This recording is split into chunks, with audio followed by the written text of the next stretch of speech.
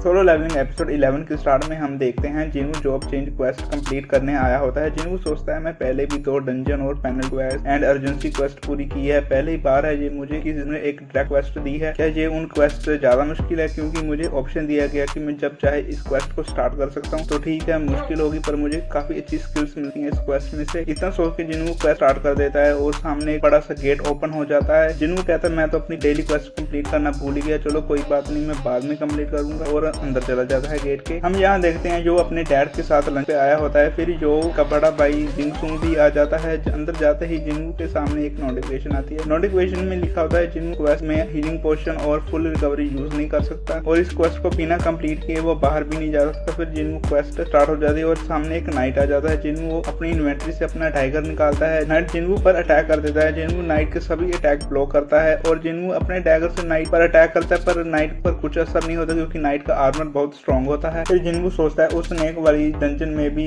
उस स्नेक की स्किन बहुत ही स्ट्रॉन्ग थी, मैंने अपनी स्ट्रेंथ के साथ स्नेक को मार दिया था। फिर जिन्हू अपने डैगर को पीछे रख के उस नाइट को अपने हाथों से पकड़ लेता है और फिर बीच में से चीर देता है। फिर जिन्हू बोलता है मैंने अपनी फैटल यहीं पर वेस्ट कर दी, अब ना ही मेरी कोई स्किल रिचार्ज होगी ना ही मेरी इंजरी हील होगी, पर इन्हें इससे क्या ही फर्क पड़ता है। तब यहाँ यो कुछ सोच रहा होता है। यो के डैड खाना खाने के लिए बोलते हैं और जिनसुंग से ऑर्गेनाइजेशन के बारे में पूछता है। जिनसुंग बोलता है मैं उसी काम पे लगा हुआ हूँ, 2 एस रैंक हंटर ने मेरा ऑफर मना कर दिया है, पर इससे मेरे काम में कोई फर्क नहीं पड़ता। हम अभी भी अलग अलग कंट्रीज के हंटर्स को नेगोशिएट कर रहे हैं। मुझे पूरा यकीन है अगर हम उन्हें पैसे देंगे तो वो जरूर आएंगे। जो मुझे पता कुछ कर रहे हो, तुमने बहुत सारी सी रैंक डंजन्स खरीदी है, पर ध्यान रखना मेरे रास्ते में मैं तुम्हें छोड़ूंगा नहीं। जो सोचता है मेरे भाई को नहीं पता जिन्हू कितना पावरफुल है, मैं जिन्हू की स्ट्रेंथ से क्या कुछ हासिल कर सकता हूँ। फिर हम जिन्हू को देखते हैं। जिन्हू नाइट को अपने हाथों से मार रहा होता है और फिर एक मॉन्स्टर गायब होकर जिन्हू पर अटैक करता है। जिन्हू उस मॉन्स्टर से बच जाता है और सोचता है इस डंजन में कुछ मॉन्स्टर सेल्फ किल भी यूज कर सकते हैं और यहाँ मैजिशियन भी है जो फ्लैश मैजिक यूज कर रहे हैं। ऐसा लग रहा है जैसे मेरी ओल्ड बैटल्स यहाँ पर रिपीट हो रही हैं। ये डंजन जितनी मैंने सोची थी ये उससे भी ज्यादा मुश्किल है। जिन्हू कहता है मुझे सभी को डिफीट करने के लिए अलग अलग किल यूज करनी होगी, जैसे नाइट्स पर स्ट्रेंथ, सेशन पर परसेप्शन किल यूज करनी होगी, और अगर मैंने परसेप्शन ज्यादा यूज की तो मैं कुछ फैंसी नहीं कर पाऊंगा और मैं थक भी रहा हूँ। फिर हम देखते हैं एस रैंक हंटर्स का ग्रुप जेजू आइलैंड पर अटैक करने के लिए रेडी हो जाता है। यहाँ जिन्हू सभी को मार देता है। जिन्हू को बहुत सारे रिवॉर्ड मिलते हैं और जिन्हू को एक आर्मर भी मिलता है। जिन्हू बोलता है मुझे पता तो नहीं है पर मुझे फील हो रहा है कि मेरा लेवल अप हो रहा है, अब मेरी थकान भी मिट गई है, अब मुझे नेक्स्ट स्टेज पर जाना चाहिए। फिर जिन्हू एक डोर के पास पहुंचता है और सोचता है मैं इस डंजन को बिना क्लियर किए कहीं जा तो नहीं सकता और मेरे पास कोई ऑप्शन भी नहीं है। फिर जिन्हू डोर को कर देता है। जिन्हू को एक बहुत ही पावरफुल ऑरा फील होता है। जिन्हू एक किंग का थ्रोन देखता है, उस थ्रोन को एक नाइट प्रोटेक्ट कर रहा होता है। जिन्हू देखता है ये नाइट कमांडर इग्रिस है। जिन्हू कहता है मेरी बॉडी डर के मारे कांप रही है और इस नाइट कमांडर का नाम भी डार्क रेड कलर में लिखा हुआ है, इसका मतलब ये मुझसे बहुत ज्यादा पावरफुल है। दोनों ही फाइट करने के लिए रेडी हो जाते हैं। इग्रिस बहुत तेजी से जिन्हू पर अटैक कर देता है। जिन्हू इग्रिस के अटैक से तो बच जाता है और कहता है इसने तो ये पिलर आराम से काट दिया। इग्रिस फिर जिन्हू पर अटैक करके जिन्हू को दूर फेंक देता है और जल्दी से जिन्हू के पीछे वाली दीवार काट देता है कि जिन्हू किसको पकड़ ना सके। यह इग्रिस जिन्हू पर अटैक करके दूर पटक देता है। जिन्हू जैसे ही तैसे करके बचता है। सोचता है इतने हैवी आर्मर के साथ भी ये बहुत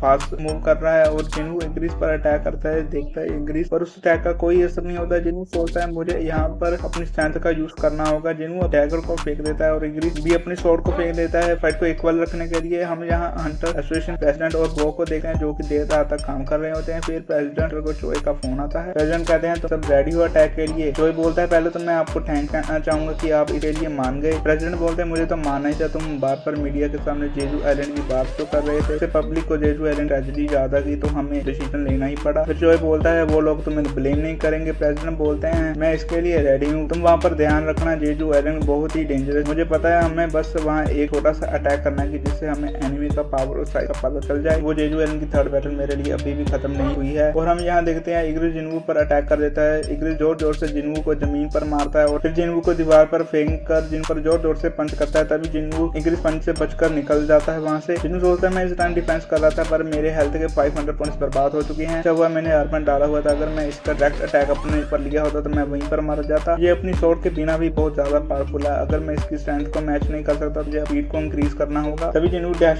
से इग्रिस पर अटैक करना शुरू कर देता है। इग्रिस भी जिन्हू के अटैक्स रोकता है और जिन्हू अपनी पूरी ताकत से इग्रिस पर अटैक करता है और हम देखते हैं जिन्हू अभी भी इग्रिस को टच नहीं कर पा रहा होता। फिर इग्रिस जिन्हू को किक कर दूर फेंक देता है और जिन्हू को पटकने लगता है। जिन्हू अभी भी हार नहीं मान रहा होता है। जिन्हू इग्रिस पर एक किक लैंड कर देता है। इग्रिस को और गुस्सा आ जाता है और वो जिन्हू को इधर उधर पटकने लगता है और जिन्हू को अटैक करने का चांस नहीं मिल रहा होता है। फिर जिनवू उसी थ्रोन पे जाके गिर जाता है। जिनवू की हालत बहुत खराब होती है और इग्रिस जिनवू के पास आ रहा होता है। इग्रिस अपनी स्वॉर्ड अपने पास बुलाकर जिनवू के सिर पर अटैक करता है। जिनवू इग्रिस की स्वॉर्ड अपने हाथ से पकड़ लेता है। जिनवू बोलता है मैं अभी भी हारा नहीं हूँ। फिर उसकी स्वॉर्ड दूर फेंक देता है और अपने डैगर से इग्रिस की आंखों में अटैक कर देता है, जिससे इग्रिस को बहुत पेन होने लगता है। फिर जिनवू इग्रिस को पकड़कर दीवार पर पटकने लगता है। जिनवू फिर अपने डैगर को अपने हाथ में बुलाकर इग्रिस की गर्दन में मार देता है, पर वो डैगर इग्रिस की गर्दन में ज्यादा अंदर नहीं गया होता। फिर जिनवू और गुस्से में मारने लगता है और हम देखते हैं इग्रिस की गर्दन में जिनवू का डैगर आर पार हो चुका है और जिनवू ने इग्रिस को मार दिया है। जिनवू सोचता है ये सच में पावरफुल था और मैं लकी था, मैं इसे मारने में कामयाब हो गया और इसकी स्ट्रेंथ, एक्सपीरियंस, स्किल मेरे से बहुत ज्यादा थी। अगर मेरे से एक भी गलती होती मैं पक्का मारा जाता। फिर जिनवू को 4 रिवॉर्ड मिलते हैं। एक रिवॉर्ड में जिनवू को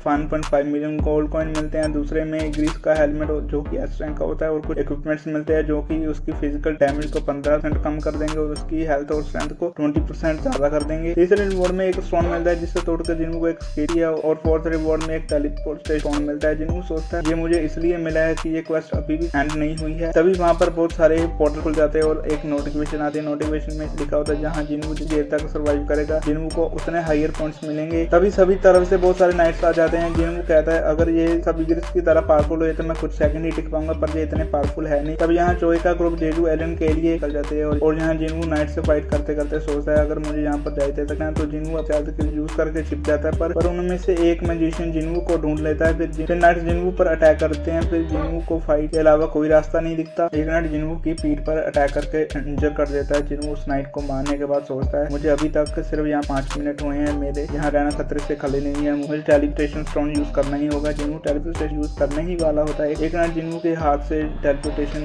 गिरा देता है। फिर सभी नाइट जिनवू पर एक साथ अटैक कर देते हैं और हमारा सोलो लेवलिंग एपिसोड 11 पर एंड हो जाता है। गाइस ये एपिसोड देखकर मजा ही आ गया। क्या ही फाइट थी इग्रिस और जिनवू की। और मैं अपना वीडियो यहीं पर एंड करता हूँ। Tata bye bye.